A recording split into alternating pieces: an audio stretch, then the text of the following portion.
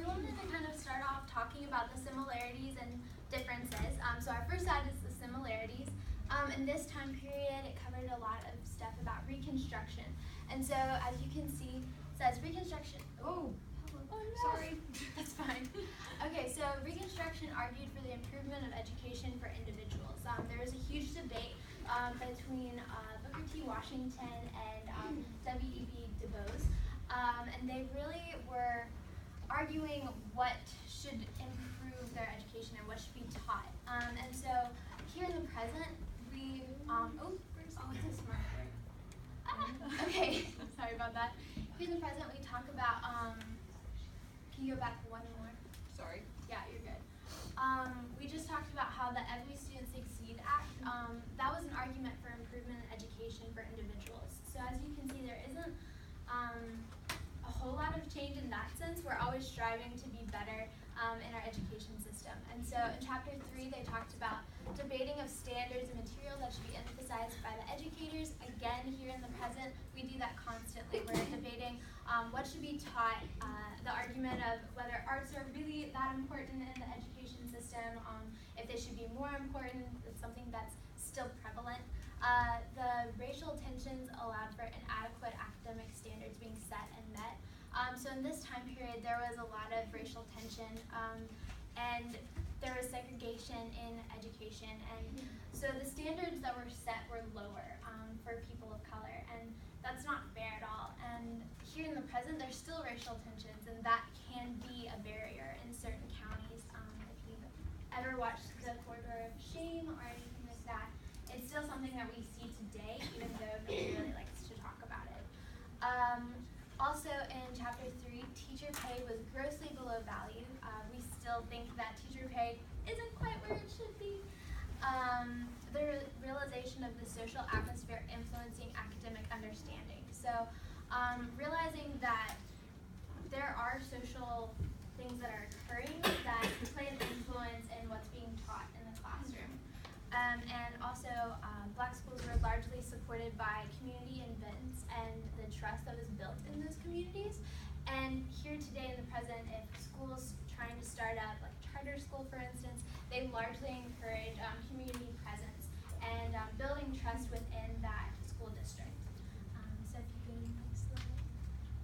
Okay, so then the differences, in this time period, teachers saw their duty to educate beyond academics, so they would talk about moral understanding and things of hygiene, whereas today we really focus on the learning and academic goals to be met. In chapter 3, we had early missionary teachers, so they could have a classroom of 120 individuals, ranging from toddlers to to senior citizens, and that's not at all what we have today. Our classrooms are typically divided based on age and not ability or understanding. Also in chapter 3, segregation and unequal opportunities for education. Our schools aren't segregated anymore. Salaries for black teachers were significantly lower than salaries for white teachers, and that's not a thing anymore. And there were lower academic expectations for students of color, and because there aren't any segregated schools anymore, then that's not anymore. So, progression. In the previous chapters, white women volunteered to teach on western frontier of America and the promotion of women in Protestant ways, and there's teaching proved to be a socially acceptable way of living for a woman. And in this chapter, teachers reached out to former slaves in southern states and the promotion of intellectual, social, and moral understanding.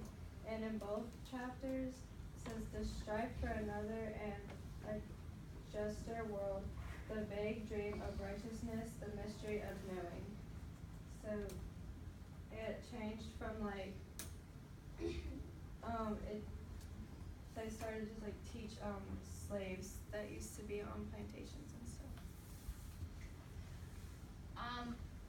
In this time period, teachers were viewed as individuals with a missionary spirit, those who were willing to go where they needed to go to actually just share that information that they have, and they were viewed more with respect than in previous chapters.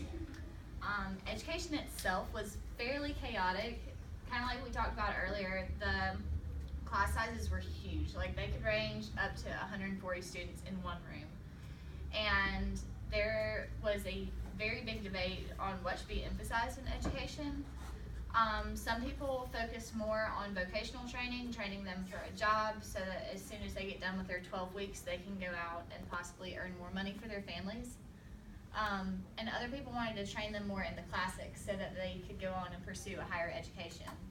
And that's a big debate still today, whether we need more vocational training or if we need to focus more on college readiness. And that's the push and pull that was going on in that time period. Okay, so we had a participation question. Would you support more vocational training over classic training, and why? So how Caitlin just said, there was a huge debate over it. Washington was definitely more along the lines of vocational training. He thought that there should be a basic understanding and that you should go for it. And DuBose was more of the classical training. He saw the importance of classic literature and how that would shape the understanding of individuals in their everyday life. So we kind of wanted to hear y'all's thoughts on what do you think? Would you more support vocational training or would you more support the classical training? Do you have any? Yes, Cameron.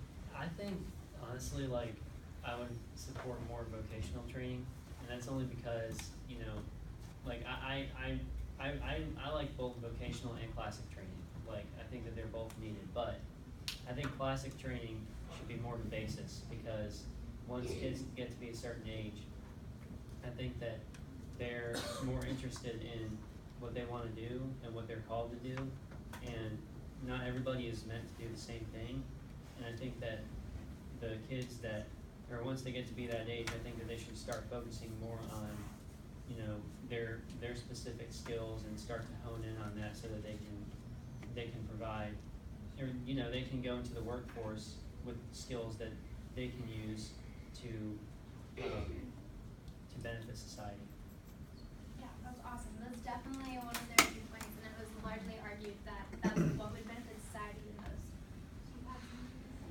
The goal of a high school should not be to produce an untrained labor force, but rather a group that is like ready to tackle whatever. So like going into college, they can handle it. Going into training in a new job, they can handle it and succeed in that. So being able to be trained and being able to like participate in a new job or in a school setting is what schools need to focus on, not necessarily like let's create an untrained labor force, more like let's create a student that can succeed in any environment. So it's like a diverse, the student can do whatever they want. Sort of like not every student wants to do the same thing. So. That makes sense. TJ, what were you saying? The thing about vocational training, there's a lot of European countries that really focus and like do solely nothing but vocational training based on like testing and stuff on what the skill set of that student is, and that really limits that person on what like job they can do. And it's like with this, in like the generation we are in the working class now, it's said that each person's gonna change jobs within like 5 or 6 times before they die. So like if you do strictly vocational training, you stick to one job, then that really limits you on what you can do for the rest of your life. Definitely. And so these are all really good points that y'all brought up. And this was the debate that was going on in education at the time. And it was very confusing and led to a lot of chaotic discussion because people saw vocational training with a lot of value because they wanted to get out into the workforce. But they also saw classic training with a lot of value because they were teaching those that had just been emancipated. They were just really learning how to read again, or not again, learning how to read.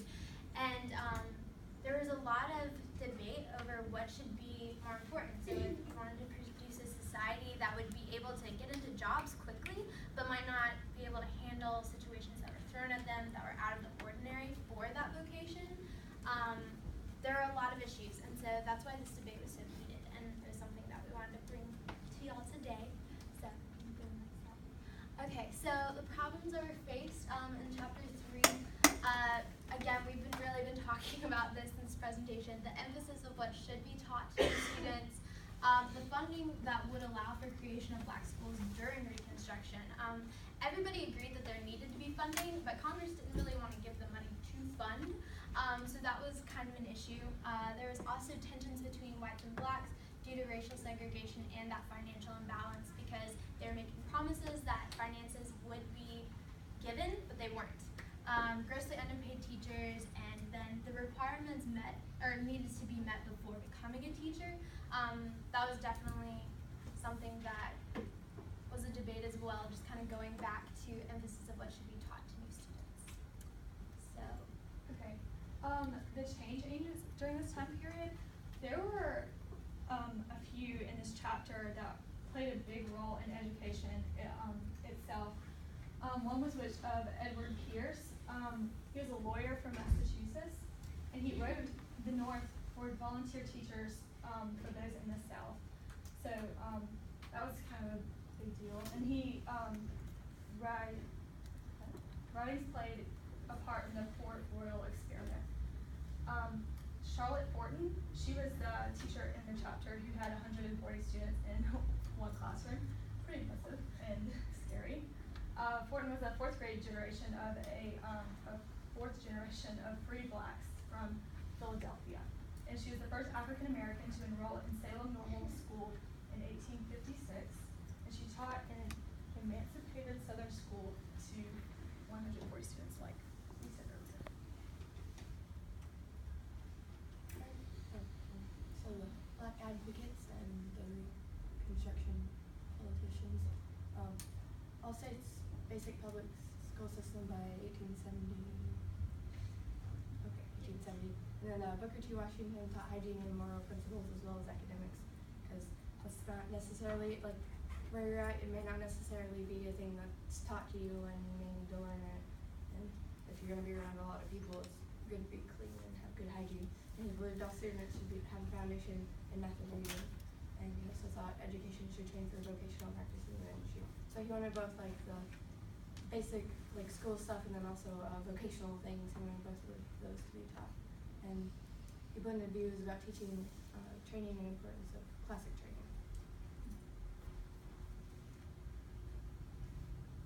W.E.B. Du Bois received his education in an integrated school, which was really new for the time. He taught in Tennessee, and he didn't see education as an escape from certain circumstances, and he thought that only the top students should be trained in the classics, and he thought that the other students should receive training to prepare them for an eventual workforce job. Anna Julia Cooper was another major change agent, and she taught, teaching was a way of life for her. It wasn't just in the classroom, it was when she went home, it was when she was out in the community. And she pushed for higher pay and Northern Union ideals for teachers in the South. And she advocated for more funding for black schools because, like we said earlier, they were grossly underpaid and like underfunded and just didn't have the money to provide what they needed for the students. And she argued that feminism bettered communities, including education.